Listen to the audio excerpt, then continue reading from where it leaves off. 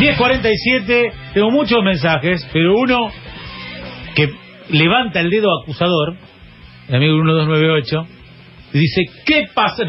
¿Qué pasó con la biografía de Fernando Mele? Pregunta bien, estoy haciendo un poco circo. Mele está tomando algunos hábitos, diría yo, de bancario, de maestro, de taxista. Se toma su tiempo. ¿De taxista alguna parada en especial? 7:46. Que van a 20 por la mano rápido, ¿no? Porque no que... o bancario, tipo el bancario que te abre a las 10, o de... Bueno, toda esa gente que tarda mucho. Y se toma sus tiempos para... tiene algunos espacios durante el año. Hola, Fer, ¿cómo va? Buenos días. Bien. A pesar de todas estas ofensas, aquí estamos. Como cada jueves, excepto el pasado, como cada jueves. Yo tomo solo como referencia al jueves pasado. Después, Claro. del jueves pasado para atrás no me acuerdo. De cualquier manera, es una buena señal esto, porque se nota que me extrañan. Es una ¿Cómo no te vamos a llamar, Fernando? Sos un- al fin y al cabo es un halago todo un ello. compañero nuestro. Vamos a hablar hoy de un hermoso personaje. Ajá.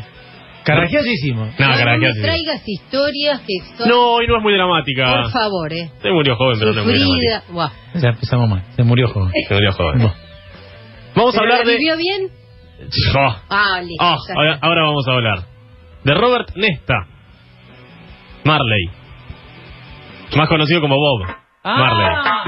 Pensé en Alejandro Vive, alias Marley, pero no. No. Bob Marley. Bob Marley. Jamaiquino. Nació en Nine Miles, al norte de Jamaica, el 6 de febrero de 1945. Mira, podía estar vivo tranquilamente. Tranquilamente. Hijo de Cedella Booker, una mujer de orígenes africanos, que ella solo tenía 18 años al nacer Robert Nesta. El padre inglés. El padre era descendiente de ingleses, nació en Jamaica, pero blanco. Que tenía 50 años cuando nació Bob, ella 18, él 50. No. Y cuando quedó embarazada le dijo... No saltaba, porque si no saltas en inglés, ¿sabes? el padre le dijo a la madre, Cedella, este hijo es solo tuyo. Ah, Así le dije, Ponele se fue. macanudo, ¿eh? Ponele Nesta a Robert. Un salame, porque eligió al menos... el más talentoso lo regaló. Le dijo, ponele Nesta a Robert y yo me voy. Lo único que te pido es que le pongas así en honor a mi hermano. Le dieron vuelta el nombre porque Nesta sonaba como nombre de mujer y le pusieron Robert Nesta y el tipo se borró. Se fue. Se fue. Macanudo. Y él quedó bajo la crianza de su madre en condiciones extremadamente humildes, sin agua corriente, sin electricidad, Bueno, hay mucho. a mediados del siglo XX, no estamos hablando del ¿Dónde vivía? 1600. Matanza. También. En Jamaica, al norte de Jamaica. Ah. De chico lo molestaban mucho por ser mulato, por ser una mezcla de un blanco y un negro, digamos, de un blanco y una negra. Para el año pasado o el anterior, Bebe Contepomi fue a hacer un informe Ujú. a donde nació Marley. Está igual. Sí, sí. Igual, cada vez más Idéntico. pobre, me parece. Cada vez más pobre. Sí, esa zona, además, la capital Kingston se ha desarrollado un poco más, pero esa zona ha quedado absolutamente en el olvido. Se pintaba la cara con betún para ser un poco más oscuro y que no lo cargasen, para no sentirse tan discriminado. Ah, Lo discriminaban por claro. Lo discriminaban por Al revés claro, que acá, ¿no? al revés. Se discriminaban por oscuro. Porque Y bueno, pero es por la... Sí. ¿Sabés a quién le pasaba lo mismo? Se van a reír. No estoy comparando. Al expresidente Obama. Sí, Ajá. sí, Cuando claro. era porque- chico, los negros le decían que no era negro. porque la madre Al ser mestizos, Bob Marley no era mota, no era negro, mota africano, como Claro. si su madre, sino justamente Mulato. mestizo de un mulato, exactamente. Andaba en algunas pandillas callejeras cuando era pequeño, en las que era conocido como Tuff Gong, Lindo. piedra volcánica, porque era morrudito, tenía fuerza física. Luego de morir su padre, él tenía 9 años y apenas algunas veces lo vio, su madre comenzó a tener una relación con el padre de Neville Livingston, más conocido como Bunny Wailer, que sería uno de los miembros de su banda, de quien se haría muy amigo y familiar porque sus padres tendrían una hija juntos, es decir, compartían una hermanastra, podríamos decir, y se hicieron muy amigos, se criaron juntos y buscando mejores posibilidades de salir de la pobreza se fueron los 5 a vivir a Trenchtown, un barrio de la capital jamaiquina Kingston que menciona Bob Marley en alguna de sus canciones.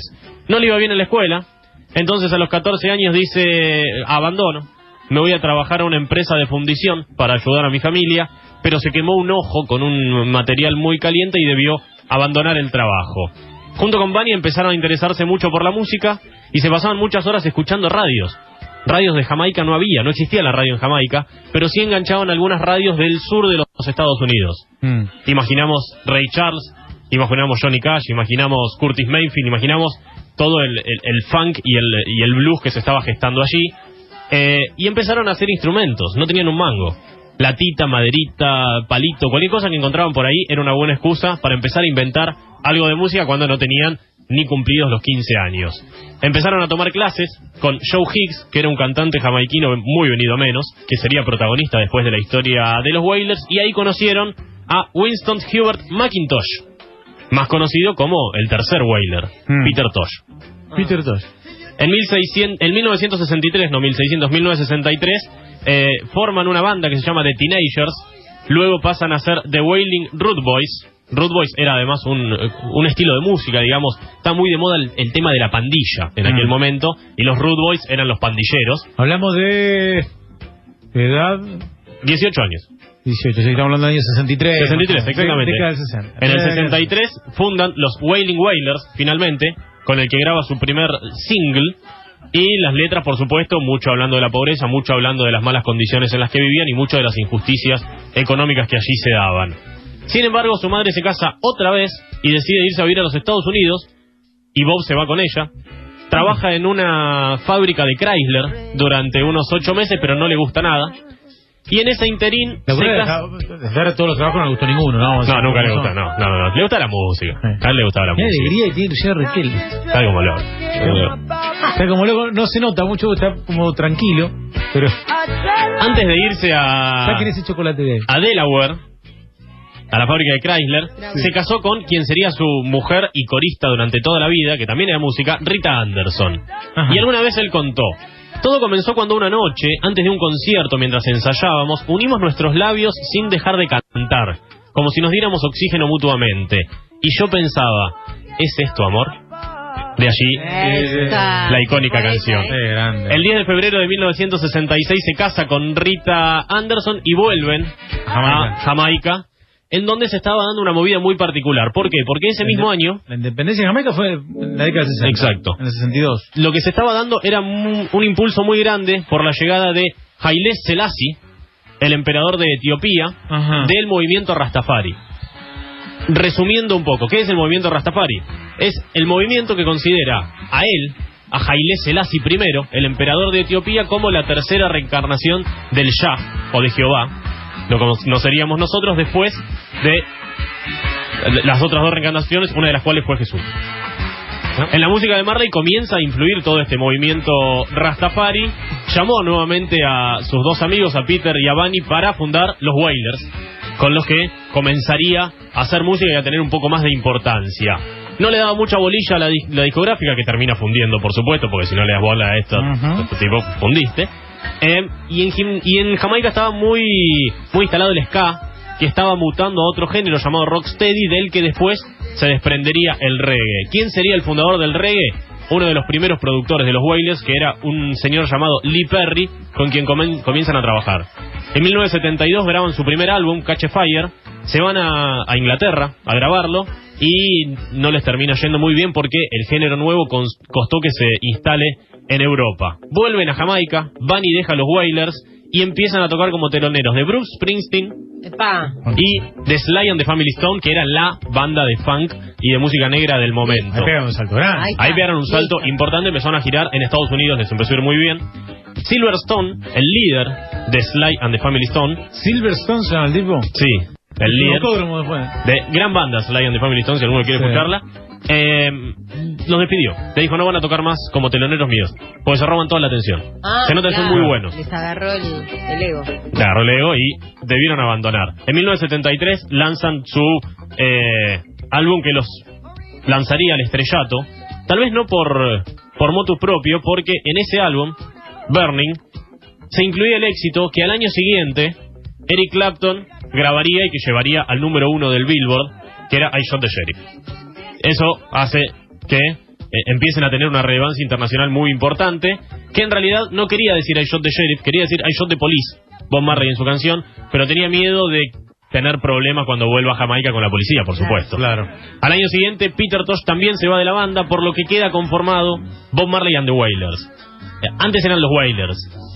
Bob Marley and the Wailers pasa a ser cuando se van Peter Tosh y se va Bunny, que él queda como la gran figura estelar de la banda. En el 74 lanzan otro disco, Natty Dread, se van a girar y graban un muy buen disco en vivo en Londres que se llama Live. Y en el 76 Rastaman Vibration con la canción War, que tiene la letra de un discurso del emperador Rastafari de Etiopía, Haile Selassie, que dio en las Naciones Unidas. Es decir, bajó a una canción el discurso de su líder espiritual, digamos. Parte de sus letras están en patuá, que es una lengua aborigen jamaiquina que proviene de los tiempos de la esclavitud africana. Y pasa un episodio un poco particular, porque en Jamaica había una guerra civil, digamos, entre el Partido Nacional del Pueblo, que era socialista, y el Partido Laborista, que era muy conservador. La grieta jamaiquina. La grieta jamaiquina. No te puedo creer. ¿Qué sucedía? Mira. Sí. Marley se promulgaba, se decía él mismo como absolutamente apolítico y solo propulsor del rastafarismo. Sin embargo, se lo acusaba de apoyar el socialismo porque el primer ministro de aquel país, que era socialista, que era Michael Manley, había organizado un festival que se llamaba Smile Jamaica, donde él era la gran figura, y se decía que ese festival era porque venían las elecciones y el tipo quería sumarse unos porotos. ¿Qué sucedió? 2 días antes del recital, el 3 de diciembre de 1976, Bob, su esposa Rita, uno de sus músicos y su manager están en su casa y reciben una balacera impresionante en el que los 4 terminan heridos. Bob Marley recibe una herida de bala que le queda alojada en uno de sus brazos. No se sabe por qué. Una de las acusaciones, hay 2 teorías. Una de las acusaciones es que habían sido miembros del Partido Laborista, contrarios, acusándolo de apoyar al gobierno. Y el otro era que eran miembros de la CIA. ¿Por qué? Porque Manley, a quien se creía él apoyaba, estaba acercándose a la Cuba de Fidel Castro. 1976, plena Guerra Fría. Ahí ya era un personaje muy reconocido. En Jamaica ya tenía muchísimo impulso. Sin embargo, dijimos 2 días antes, 2 días después se presenta en el festival, da su show y le preguntan ¿cómo vas a venir con una bala en el brazo? La gente que está tratando de hacer de este mundo algo peor no se toma ni un día libre. ¿Cómo podía tomarlo yo? Dice que creía estar intentando hacer un mundo mejor. Temiendo otro atentado, se fue a vivir a Londres, donde grabó acaso su disco más importante y más famoso, que es Exodus, que es, desde mi punto de vista, uno de los mejores, que permaneció en las listas de Inglaterra durante 56 semanas consecutivas, es decir, más de un año dentro de las listas de éxitos en Inglaterra. Fanático absoluto del fútbol, Bob Marley, muchísimas fotos hemos visto de Marley jugando al fútbol. En 1977 estaba jugando un picadito con un par de amigos, con un par de periodistas, y le pisan el dedo gordo del pie. Ahora, antes de esto, en esa época lo mataron a Peter Tosh. Lo mataron a Peter Tosh, exactamente. También por cuestiones políticas y ideológicas. Recibe un pisotón en el dedo gordo del pie. Fue al hospital porque parecía algo medio grave y se descubre que tenía un melanoma en el dedo gordo del pie derecho, que era un signo típico del cáncer. Sin embargo, le dijeron, lo tengo que cortar, hay que amputarlo porque es la única forma de salvarte. Él, por cuestiones religiosas, decidió no hacerlo y seguir con su vida absolutamente normal, sin ningún tipo de tratamientos, sin amputarse el dedo y siguiendo sus giras y festivales por todo el mundo. En el 78, al año siguiente, graba Calla, alcanzando el 4º lugar en Inglaterra, y le empieza a ir muy bien también en Europa, no solo en la región americana, sino Europa tiene muchísimo éxito. De hecho, los 2 discos en vivo que graba, los graba en Europa. En 1978, luego del exilio, vuelve a Jamaica para el festival One Love Peace Concert, así se llamaba, en el que consiguió que el primer ministro, Michael Manley, al que teóricamente él apoyaba, y el líder de la oposición, líder del Partido Laborista, Edward Saga, se dieran la mano y conciliaran así y finalizaran con la violencia que había en Jamaica. Mirá. Logró algo importante. No menor. Por ello fue invitado a la sede de la ONU en Nueva York, en la que le dieron la medalla de la paz. Y en esa época se compró un BMW. Dijeron, pibe, pero vos predicás que la pobreza, que la desigualdad, y te compras un BMW.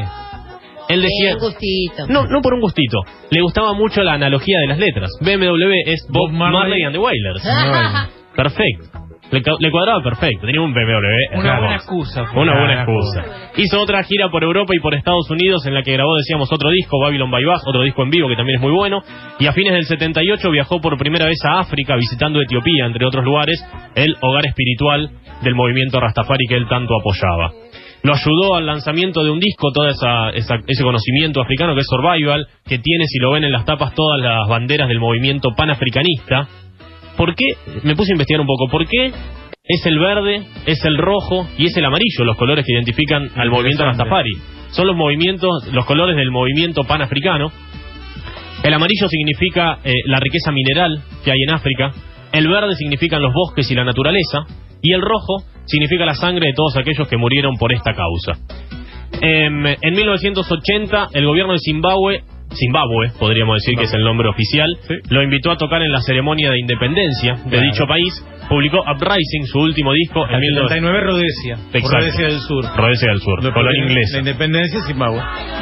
Hizo una gira muy importante en la que dio un concierto en Milán para 100.000 personas, el más importante de todos los que dio, y 2 en el mítico Madison Square Garden. En otro concierto en Nueva York se cayó desplomado en el escenario, lo llevaron al hospital, detectaron que el cáncer se había extendido al cerebro, a los pulmones, al hígado y al estómago, y ahí es cuando dice, bueno, acepto ser tratado, pero lamentablemente ya sería tarde. En 1981 recibió la Orden del Mérito de Jamaica, que es la tercera mayor honra del país, pero no pudo ir a recibirla porque estaba en una clínica en Alemania haciéndose unos tratamientos. Además era vegetariano, él, y tuvo una limitación muy grande con la alimentación, y luego de 8 meses de luchar sin éxito contra el cáncer en Alemania, decide volver a Jamaica, se toma un avión. Cuando llega, se empieza a descomponer en el avión. Cuando llega estaba muy deteriorado, lo trasladan a Miami y termina muriendo en el Cedars of Lebanon Hospital de Miami el 11 de mayo de 1981 a los 36 años, nada más. Se cree que las últimas palabras se las dijo a su hijo Siggy y fueron: el dinero no puede comprar la felicidad. Hoy sería un viejo piola de 60 y pico. Hermoso, sería un personaje hermoso. Personaje hermoso. Hubiera sería de Amnesty, seguramente. Sería un Jagger, podríamos decir. Venido un Richard. Hubiera venido al Ciudad a la Ciudad de la Plata. Sí, hubiera venido al estadio. Claro. Recibió un funeral de Estado el 21 de mayo, 10 días después de su muerte, que fue... ¿Los pericos? ¿Qué es la pregunta? Sí. Tenía que decirle a Pancho, ¿qué hubiese pasado si no lo hacíamos mal? Los pericos, los cafres... Todos ellos, ninguno. La Zimbabue, exactamente. El funeral combinó elementos de la Iglesia ortodoxa de Etiopía y otros de la tradición Rastafari, y fue enterrado con su guitarra Gibson Les Paul, una pelota de fútbol, una Biblia y un cogollo de marihuana. Esas fueron las cosas que recibió, con las que se fue a la eternidad. De verdad que estaba anotando, dicté despacio que estaba anotando el nene. Gibson Les Paul roja. Repetime la frase que le dijo al hijo cuando se estaba por morir. El dinero no puede comprar la felicidad. Es mentira eso, porque él hubiese podido comprar su felicidad si se trataba con Sí, bueno. O sea, pero no lo hizo por falta de dinero, lo hizo por una convicción ideológica. Pero si se trataba, no se moría. Sí, pero no lo hizo porque no le faltó dinero a él. De hecho, hay una cuestión muy importante, me parece, que es los derechos de No Woman No Cry, una de sus más exitosas canciones. Los donó a un amigo suyo de Trenchtown, de este barrio de Kingston, de la capital jamaiquina, llamado Vincent Ford, que tiene un comedor para niños. Entonces, para que ese comedor pueda perdurar por siempre, los derechos de No Woman No Cry serán hasta la eternidad de Vincent Ford, el dueño de este lugar. Ese tema que lo escribió porque una vez hubo una represión muy fuerte en una manifestación y se llevaron preso a un nene amigo de él, y la madre desconsolada llorando, y él le hizo la canción a la madre. Hay si uno se pone a investigar, acá podríamos pasarnos horas hablando de Marley. Hay muchos detalles de cada una de sus canciones y por qué fueron escritas. Three Little Birds, por ejemplo, una de sus más grandes canciones, por 3 pajaritos que se depositaban en uno de sus balcones, y por sus 3 coristas, a quienes le decía así. Fue incluido en el Rock and Roll Hall of Fame, en el Hall de la Fama del Rock and Roll. Tiene una estrella en el Paseo de Hollywood, ensayado durante horas, y es por eso que en los recitales en vivo salían improvisaciones hermosas. Además de la guitarra, sabía tocar el saxo, el piano, la batería y la armónica. Y un poquito de su vida personal. Tuvo 4 hijos con su esposa Rita. Adoptó 2 de ella y tuvo 7 con otras mujeres. 13. 11 hijos. Y más 11 hijos y 2 que le reclamaron y dijeron, bueno, está bien, son míos. El equipo y 2 cambios. Se cree que no. Es el Diego. El Diego de la música. Gracias, Fer, muy buena, ¿eh? Y una biografía esperada, ¿eh? Aplausos arriba de la cabeza a lo Diego de allá del nene. Bob Marley, el personaje elegido de Fernando Mel en la biografía de Nos, atrasados pero gustosos a las noticias.